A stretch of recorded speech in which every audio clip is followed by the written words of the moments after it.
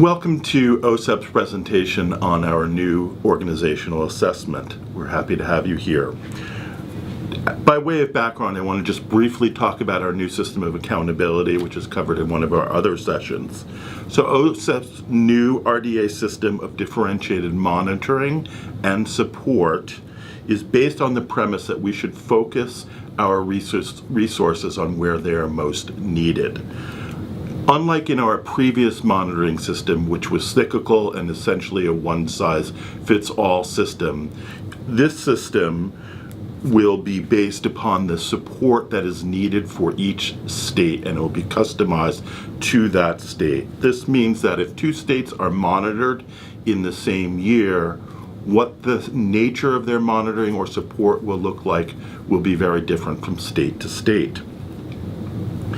To help inform OSEP's decisions on the type and level of engagement that we're going to have with each state, we have developed what we're calling an organizational assessment, which consists of scoring rubrics in 4 separate areas: results, compliance, a special focus year, which this year and probably next year will be dispute resolution, and fiscal. The resulting scores from each of these scoring rubrics will be used as one element in a decision tree that we're going to use to determine the scope, level, and type of monitoring that will take place for each state. This is talked about in greater detail in one of our other sessions, which we also urge you to take a look at.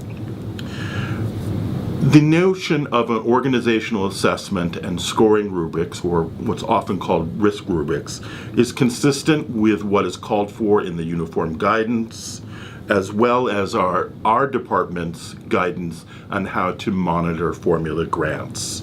It also should be familiar to you. In most states, most states are planning to, if not already using, some type of risk assessment.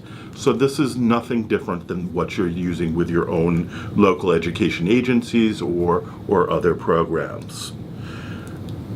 OSEP plans to use the organizational assessment to identify general and specific areas of concern related to states' implementation of IDA, to inform the technical assistance and monitoring that OSEP needs to provide to states, and to inform the type of monitoring necessary to ensure improvements in areas in which risks are identified. Now let's talk a little bit about risk and what it means to assess risk and why we do that and what the implications of it are. A good working definition of risk is that it is a measure of the likelihood of a grantee achieving program objectives, including financial reporting and compliance, within defined requirements related to statutes, regulations, and grant management practices. Risk does not equal non-compliance or bad behavior. This is very important when you hear us talking about risk. Risk could be a structural issue that a state has no control of. For example, having a very large grant or having a number of LEAs. These factors, or factors such as problems that they've been having, could either increase the likelihood of a problem occurring that presents a risk to IDA overall, or increases the potential impact of a problem within that program. So most obviously, if the grant is larger, it presents a larger risk to us. Doesn't mean you've done anything wrong, it just is a fact. Okay. So, in our organizational assessment, as I've mentioned, we have 4 scoring rubrics. The first 2, results and compliance, actually use the matrices that we have been using in our determinations, our annual determinations process for the last couple of years. So the results scoring rubric equals the results matrix you got in your determination. The compliance scoring rubric equals the results matrix that was part of your determination as well. We understand that this data is maybe a little bit old. However, since we are already assessing these areas and have scores for states already in these areas, we thought we needed to be consistent and use those same scores in determining what level of monitoring needs to be used for that state. But as you will see in the other section on our decision tree, before we make any final decisions about the level of monitoring support that a state is going to receive, we will have the opportunity to consider updated data. So if there have been improvements made since those matrices came out, that will be considered in our final decisions, even if it's not reflected in the scoring rubrics that we're talking about today. The other two areas this year, dispute resolution and fiscal, we've developed independent scoring rubrics for them. So the special focus area, as I mentioned, this is an area where it is a rotating topical area reflecting departmental priorities. And this year and probably next, we'll be focusing on dispute resolution, considering such things as 618 dispute resolution data, missing and invalid data, unresolved dispute resolution findings, or changes in due process procedures. In the fiscal area, we've developed the fiscal scoring rubric, which we're going to look at in a little bit more detail, which considers key indicators of fiscal risk. Okay, so that gives you an overview of what we're looking at. Now let's take a look at the rubrics themselves. The documents that are going to appear on the screen are also posted on the website along with the video, so I urge you to take a more detailed look at them. We're just going to take a quick look at them now. Now, the first one up there on your screen is the fiscal scoring rubric for Part B of IDEA. And what you see there is the different areas that we are looking at and scoring in the fiscal areas. So we start with the date of the last monitoring letter, we move on to changes in leadership, audits with overdue corrective action, size of the award, maintenance of state financial support, the percent of state levels funds budgeted for required activities. Those include monitoring and dispute resolution. In your use of state funds, you are required to use at least some of those dollars for those two areas, monitoring and dispute resolution. We've taken a look at the percentage of your state level funds that are used for these areas. Finally, we're looking at any fiscal monitoring findings that have been made. So what happens in each of these areas is that they get scored from a 0 to a 2, 0, 1, or 2, and then those scores get totaled up for the total score. And if you look below in this state AB that we've talked about, you'll see that the date of the last monitoring visit, we give that, and that equals a score of 0, which is the lowest risk. So that's reflected right now in a green. We're just using the coloring for convenience sakes. And you go across this and you'll see similar things for each of these, getting a score of either 0, 1, or 2 for each of these elements, which then get added up in this fictional state to a score of 4 out of a total possible of 14.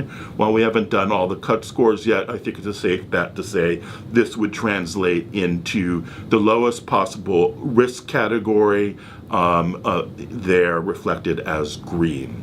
So that's the way it works for Part B. If we then look at the next shot, this goes into a little bit more detail on the scoring elements that we've used for fiscal Part B and tells you what the criteria were we used to reach a 0, 1, or 2 for each of the elements. So again, for example, let's take turnover and leadership. To receive a score of 2, which is the highest level of risk, the state has had a vacancy in the Part B director for more than a year. To get the second highest level of risk, which is a 1, the state has had a change in Part B director position within the last Part 2 years. And then to receive a 0. The state has had no changes in the Part B director position for more than 2 years. So that gives you an idea of how this works, and you can look in more detail to see how the scoring works for each of these. Fiscal Part C works exactly the same way. There are slightly different elements here. Some of them are the same, some of them are different. We have the date of the last monitoring again. We have a change in lead agency, so if it changes from education to health, we've noted that here.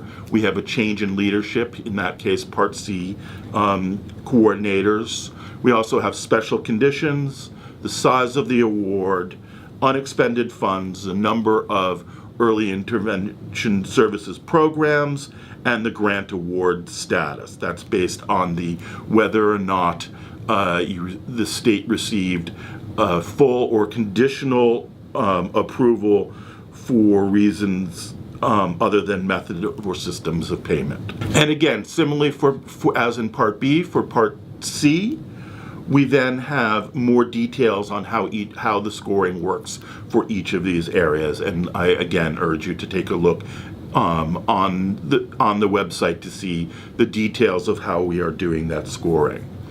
So those are the fiscal scoring rubrics that we have. Also want to show you briefly the dispute resolution scoring rubric. Virtually the same for Part B and for Part C. This is Part B, and I'm just going to use this as the example. You see here the areas that we're looking at: state complaint requests, mediation requests, due process requests, the number of state complaint requests per 10,000 child count, similarly for mediation and due process, the data integrity, and any dispute resolution findings. Again, we add up the scores to get the total score. In this case, for this particular state, there was no risk, so they had 0. And finally, we again have information on the criteria that we use to make the scoring within all of the dispute resolutions. So I know this is a very quick overview of each of these scoring rubrics. Take some time looking at them on the website to get more information on those, and I think you'll get a good idea of this. And I hope you have appreciated our overview of OSEP's organizational assessment. We strongly believe that this organizational assessment will help us make informed decisions about the level and type of engagement that each state should get, and will help us use our resources widely. You'll hear more about exactly how we make that final decision through the decision tree in our next segment. We encourage you to view the other presentations in this RDA accountability set of presentations, and then to submit any questions or comments you have through the discussion board on the website, and participate in our live session that's going to be held on February 1st at 12:45. Thank you very much.